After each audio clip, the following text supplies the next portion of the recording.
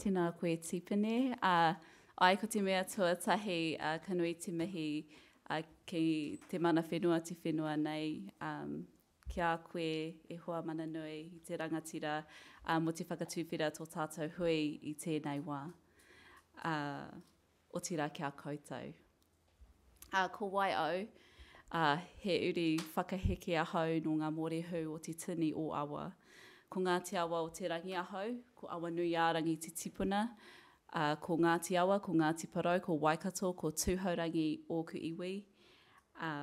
Ko te kahu rātai taku hoa rangatira, ko te kōrangi āriki, taku tamahine, kei kōnei hoki raua i tēnei wā, ko te Taiawatea Moko-Painting tōku ingoa, nō reira tēnā tātou katoa. It is beautiful to see everyone here today. You'll see my name on the calendar invites, but I just wanted to acknowledge the team who brought everyone together, especially our fearless leader, Mark Shadbolt, who you'll all be very familiar with. I just wanted to set the scene from this rōpū who has essentially come together to pull this wānanga together, to bring you all into this room and reflect on where we've come so far and what our future looks like in Predator Free 2050. So this is on behalf of Te Rōpū Kaitiakitanga. So this is my whānau here, in our hapu Te Pahi Poto a Marae Kōkohino, and this is just part of Waiata Oriori that my koro wrote for me,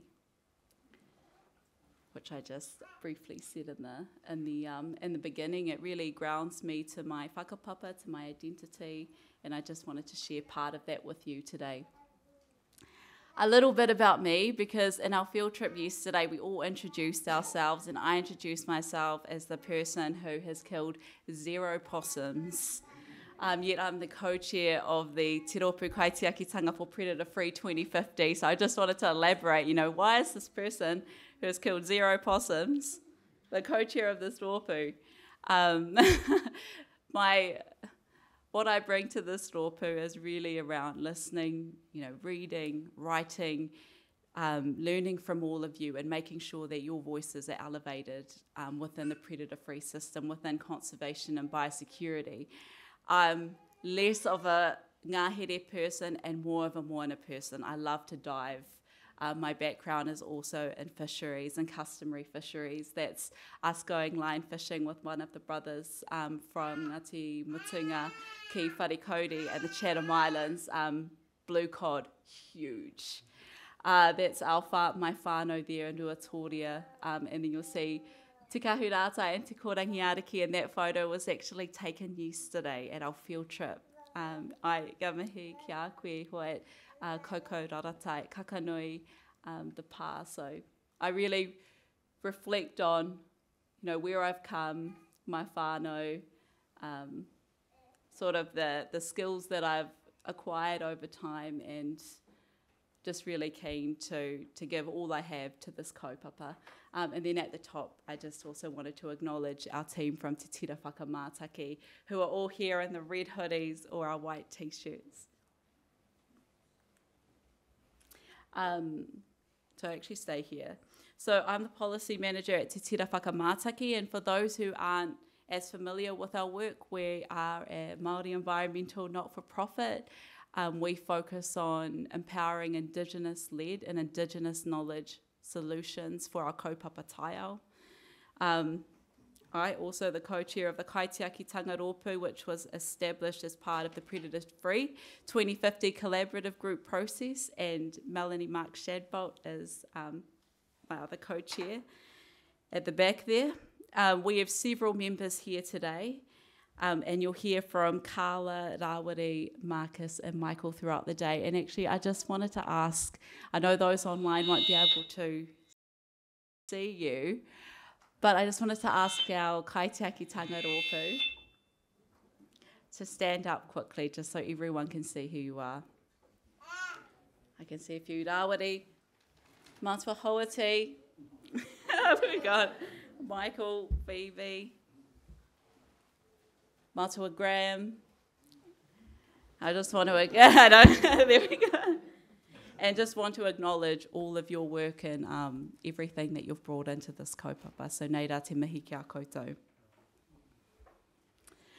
Okay, now let me take you on a journey around 700 years ago to the coast of Riporua, to my hapu Ngāti Rangi, which is our hapu and our iwi Ngāti Porou.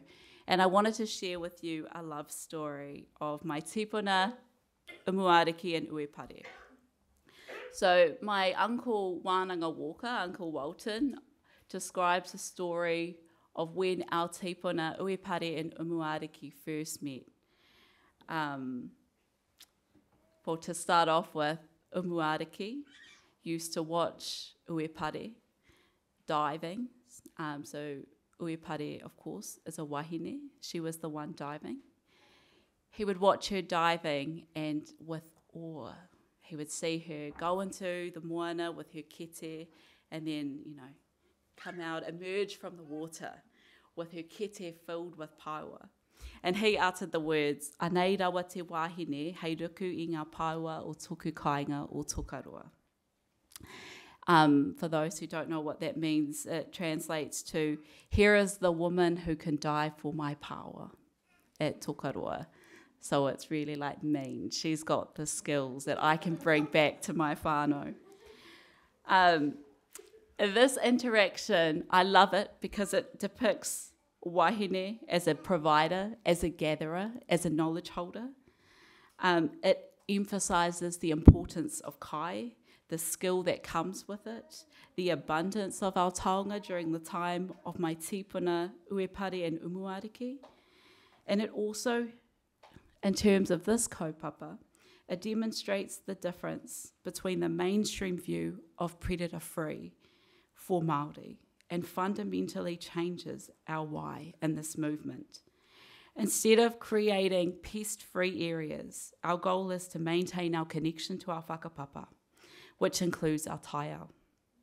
It's about kaitiakitanga, it's about tino rangatiratanga, having an abundance of kai, having the skill to grow, cultivate our kai. It's about learning and teaching the tikanga and mātauranga around gathering, in this case, diving, so that our mokopuna can also fill their kete with paua and seduce tāne, like I did with my huarangatira. No. He'll say I catfished him a little bit with that, actually.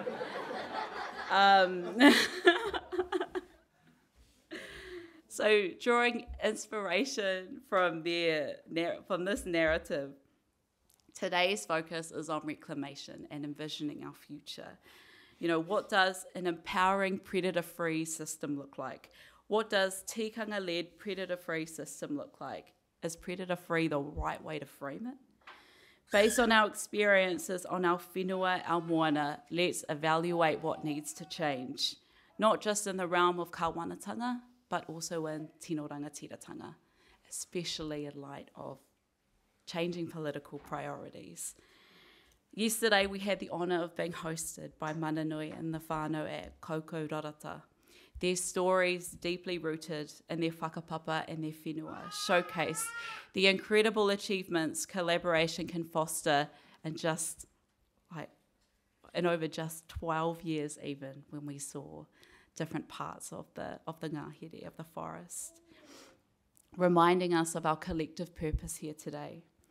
Part of our role at Te Rōpū Kaitiakitanga for Predator Free 2050 is to enable and elevate the role of whānau hapu and iwi and predator free. And as part of this, we've actually already commissioned research to understand where the government's at and its support for Māori initiatives. And now this is actually about taking stock as Māori-led predator-free initiatives and seeing where we want to go. So before we move on, I actually wanted to share a few of the findings from some of the research that we've already done. And I wanted to note a limitation of this research. So this was a stocktake of Māori involvement in predator-free. There were a few limitations, and that's that it focused on iwi rather than hapu and communities. It was hard to determine the level of participation based solely on funding. So although this was a stocktake of Māori involvement in predator-free, it was very much based on, we looked at funding and where funding is going and where funding is coming from, and sort of what was the criteria to enable our people to receive pūtea and funding for their initiatives.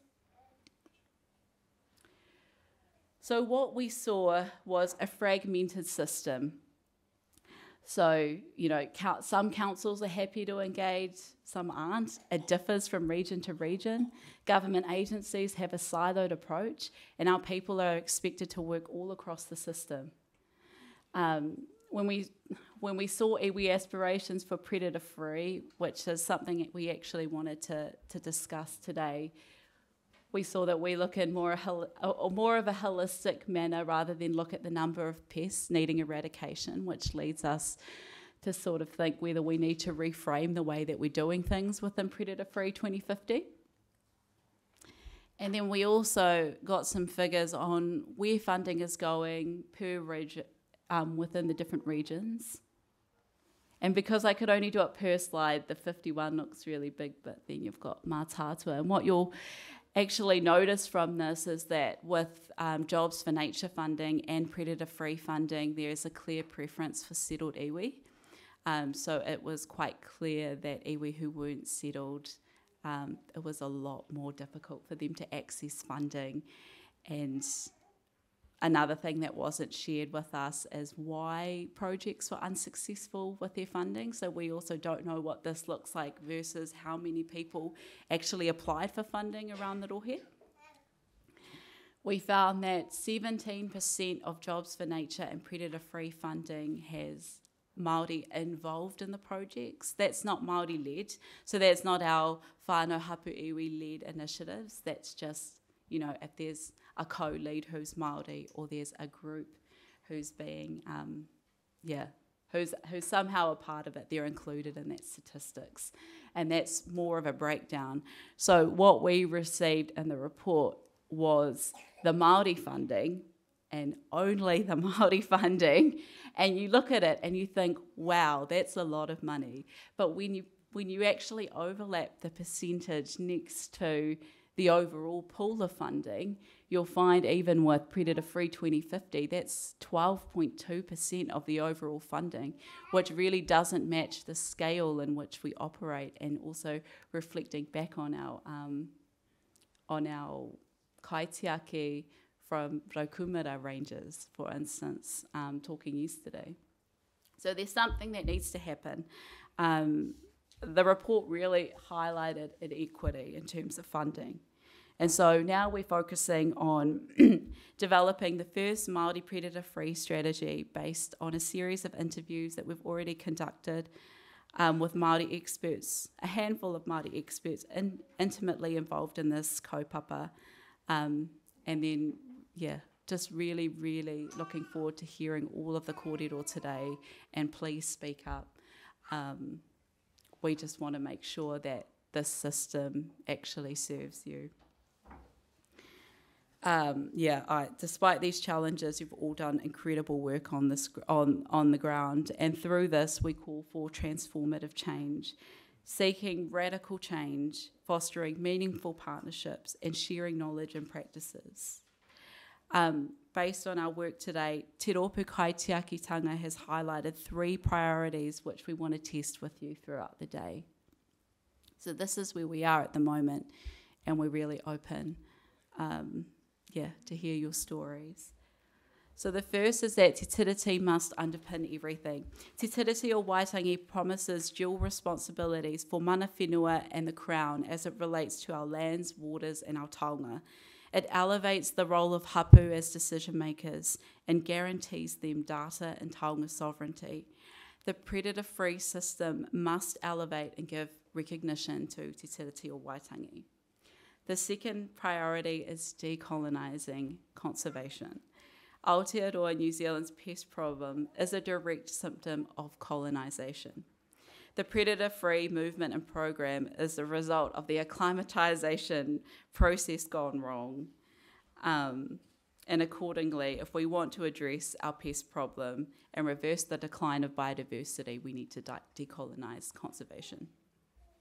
The last is about mokopuna-based approaches. Building resilient communities and biodiversity is reliant on building systems that support and maintain an enduring intergenerational approach to conservation and pest management.